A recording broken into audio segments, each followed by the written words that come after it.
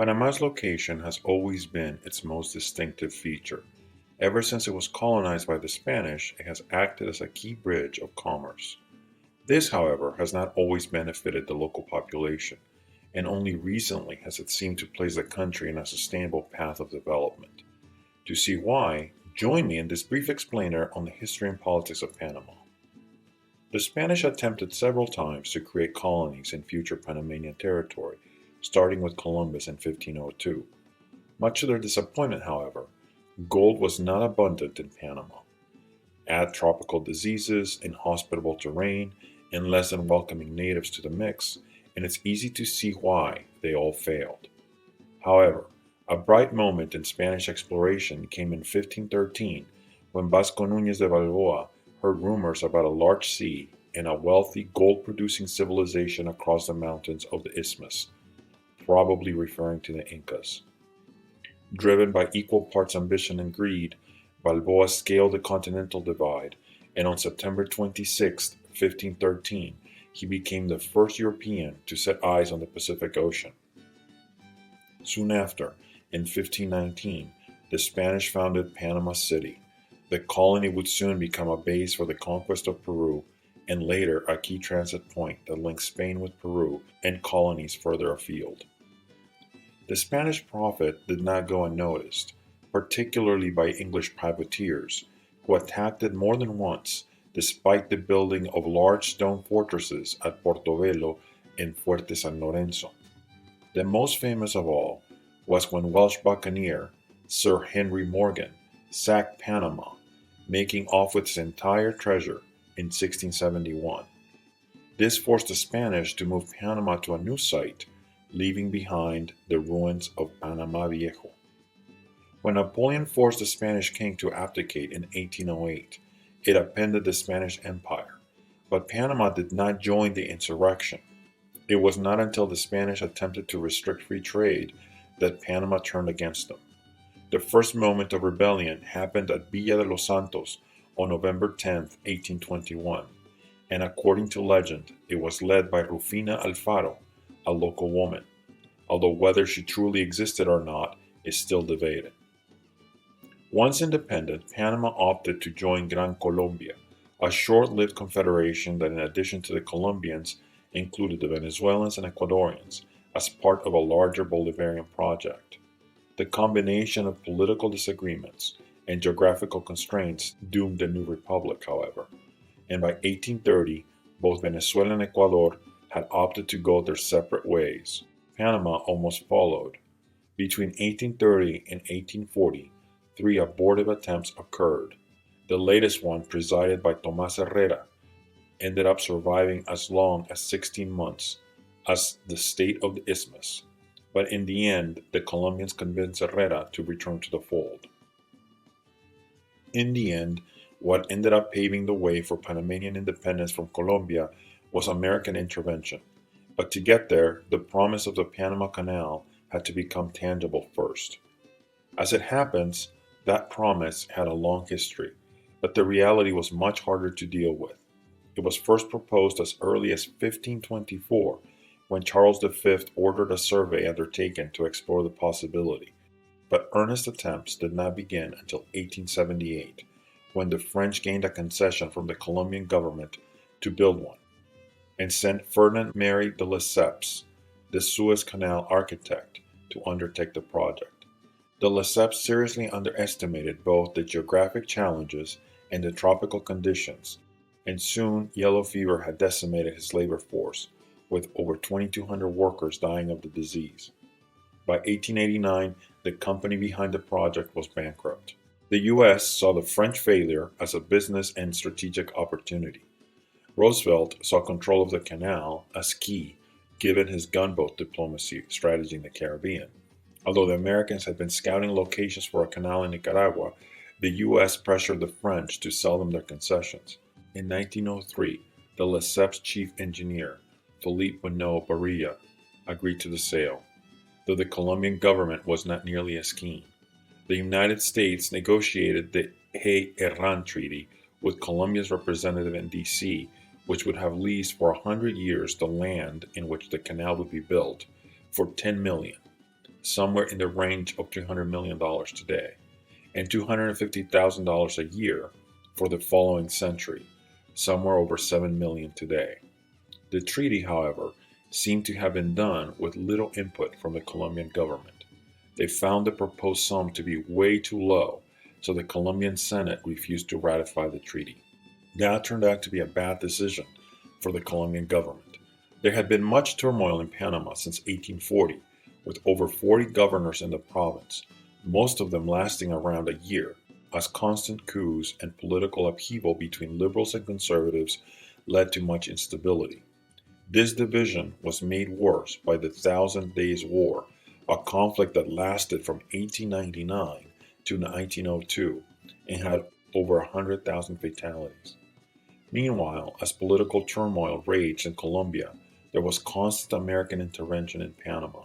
The United States had signed the Bidlack-Mallarino Treaty in 1846, which had granted a right-of-way through the isthmus and thus the right to intervene to protect the line and free transit across the continent. So on the eve of Panamanian independence, there had been both a significant history of secession attempts and American intervention. Thus, when a revolutionary junta proclaimed Panamanian independence on November 3, 1903, encouraged by Bruno Barilla, the Americans simply made sure that Colombians could not put down the rebellion, both with their navy and by strategically removing the trains they could use at Colón. The U.S. then promptly recognized the new country, and that was that. Only 2 weeks later, on November 18, 1903, the U.S. and Panama signed the Hay-Bruno-Barilla Treaty, which was basically identical to the previous Colombian agreement, except that it provided the U.S. control of the canal in perpetuity. Construction began immediately, but it was not easy. It still took a decade and massive efforts to eradicate the mosquitoes in the area.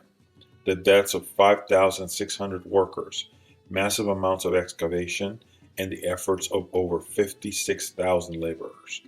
The canal officially opened to the first boat on August 15, 1914.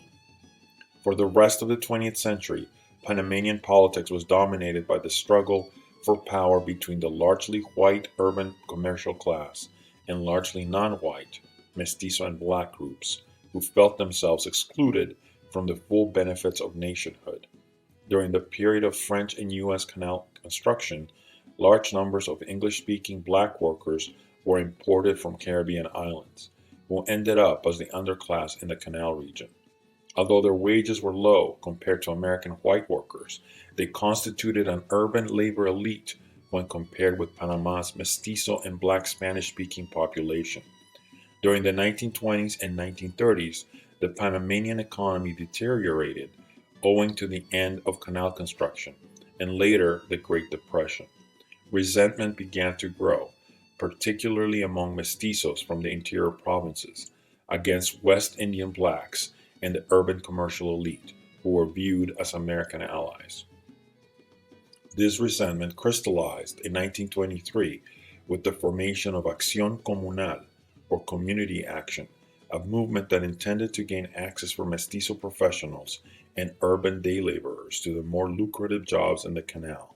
In the 1930s, Dr. Arnulfo Arias emerged as the leader of this highly nationalistic popular movement. Elected president in 1940, he quickly promulgated a new constitution that contained discriminatory provisions against West Indians and Chinese. This prompted a political crisis, which led the U.S. to remove him from office. Nonetheless, Arias would remain a major fixture in Panamanian politics until his death in 1988. Acción Comunal itself would morph into the force behind the Panameñista Party, one of the three main political parties in the country today. Anti-American sentiment did not end in the 1940s. It would also surface from time to time in the following decades. The most notorious one, before the 1980s, was the Martyrs' Day Massacre on January 9, 1964, when a student protest turned riot led to the death of 22 Panamanians and 4 U.S. soldiers.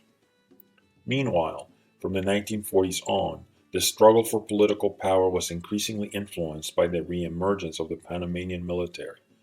The army was disbanded after independence in 1903 because it was viewed as a threat to both the political hegemony of the commercial class and to the United States.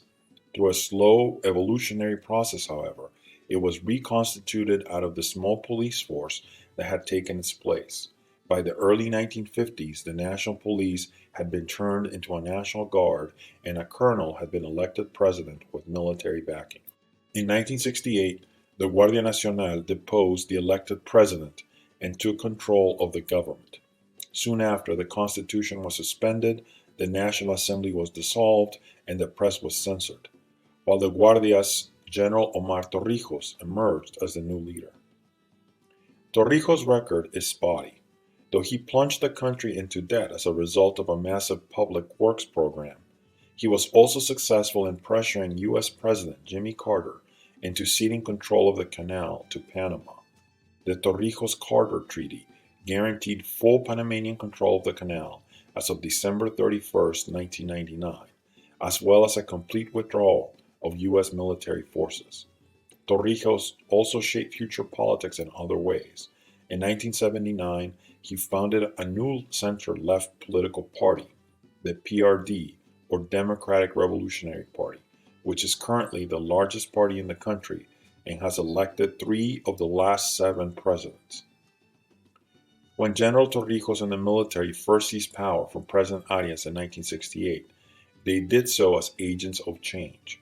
Although some significant changes were made during the earliest years of military rule, the Armed Forces social reform agenda slowly fell by the wayside as top officers became increasingly concerned with their own well-being. This, in turn, led them to become involved in a variety of illicit activities such as arms trafficking and drug smuggling. The military's increasingly repressive and corrupt behavior created a backlash in the mid-1980s.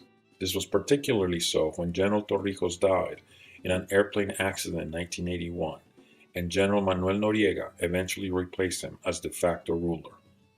Noriega's intelligence and geopolitical position allowed him to set himself up as a key partner of the Medellin cartel, and soon the Panamanian armed forces had become a drug trafficking mafia masquerading as a formal military institution. That and the creation of dignity battalions, or paramilitary forces in every city, town, and village, whose armed members were meant to inform on any of their neighbors if they showed less than complete loyalty to the Noriega regime, increased the strongman's unpopularity. As a result, there came a rupture between the United States and the military elite. The Americans then sought to push General Noriega from power by imposing economic sanctions and funding his opposition. The best opportunity to remove him came with the presidential elections of May 7, 1989, which were held under an atmosphere of intimidation and violence. Despite Noriega's best efforts, the opposition managed to mobilize significant support and was on its way to winning when the government stopped the count and annulled the results, citing foreign intervention as the reason. The day after, Guillermo Endara, the winning candidate, and his 2 vice presidential running mates were badly beaten by some of Noriega's paramilitary dignity battalions at a protest against Noriega's attempt to steal the election. In the months that followed, the United States sought to broker a deal that would lead to the removal of General Noriega and recognition of the opposition's victory. In retrospect, negotiations were doomed to fail. On the one hand, the opposition groups were reluctant to support any concessions toward General Noriega. On the other hand, Noriega feared the legal consequences of abandoning power and never quite believed the U.S. would remove him violently. By the end of 1989, the domestic situation and U.S.-Panama relations had deteriorated to the point that the United States saw little option but to intervene. When the invasion came, it was swift and unrelenting. In the first hour of December 20, 1989, Panama City was attacked by aircraft, tanks, and 26 U.S. troops in Operation Just Cause. Although the stated intention of the invasion was to bring Noriega to justice and create a democracy, it left more than 2,000 civilians dead and tens of thousands homeless, and destroyed entire tracts of Panama City. On Christmas Day, the 5th day of the invasion, Noriega claimed asylum in the Vatican embassy. U.S. forces surrounded the embassy and pressured the Vatican to release him, as entering it would be considered an act of war against the Holy See. However, the USA famously used that psychological tactic beloved of disgruntled teenagers, namely bombarding the embassy with blaring rock music. The embassy was also surrounded by mobs of angry Panamanians calling for the ousting of Noriega. It worked. Noriega surrendered to American forces on January 3, 1990, and was flown immediately to Miami, where he was convicted of conspiracy to manufacture and distribute cocaine. After his U.S. prison sentence ended in 2007, he was extradited to Paris in April 2010. A retrial found Noriega guilty and sentenced him to 7 years in prison, but he was conditionally released in order to serve 20 years in Panama, starting in December 2011, where he was incarcerated until his death on May 29, 2017. In the decades since the invasion, Panamanians have successfully established the institutional foundations of a liberal democracy. Since 1990, Panama has held 7 free and competitive elections. In each case, a candidate representing opposition parties has emerged victorious. Another major accomplishment is the dismantling of the military apparatus and the creation of a new security structure that promotes civilian control. Moreover, there are clear signs that Panamanian elites have learned to behave in a more democratic and conciliatory fashion, thus promoting the necessary agreements to establish democratic rules of the game. Among those who have been elected since 1989 was Mireya Moscoso, Panama's first female leader, and Martín Torrijos, son of former military strongman Omar Torrijos. The most important event of his presidency was a referendum that agreed to expand the aging Panama Canal. The person that succeeded Torrijos was Ricardo Martinelli, a pro-business conservative who presided over a boom of 8% a year and completed ambitious infrastructure projects like the first subway system in Central America. His popularity was so high that there was consideration of attempting to change the constitution so that he could run again. Instead, this caused a backlash. He chose a successor for his party and had his wife run as vice president in the 2012 election. They lost. Things soon got worse for Martinelli. He faced charges of corruption in a $45 million program to feed poor school children, overspending in infrastructure projects, and illegally wiretapping his political foes, some of which originated with investigations that began with his successor, Juan Carlos Varela. He soon fled to Miami, where he was arrested and then extradited back to Panama, where he was found not guilty in one case, but he still has another one pending. In the meantime, the country has also become a major financial hub, diminishing its economic reliance on the canal. The roots for this were also set by American influence, first by tying the Panamanian currency, the Balboa, to the dollar, all the way back in 1904. In fact, because of this, Panama is one of the few independent nations in the world that has never had a central bank. Second, when American corporations like Standard Oil set up a registry for the foreign ships to help them avoid U.S. taxes and regulations. Later, in 1927, J.P. Morgan helped Panama introduce incorporation laws that permitted anyone to start tax-free anonymous corporations, thus paving the way for the country's role in offshore finance.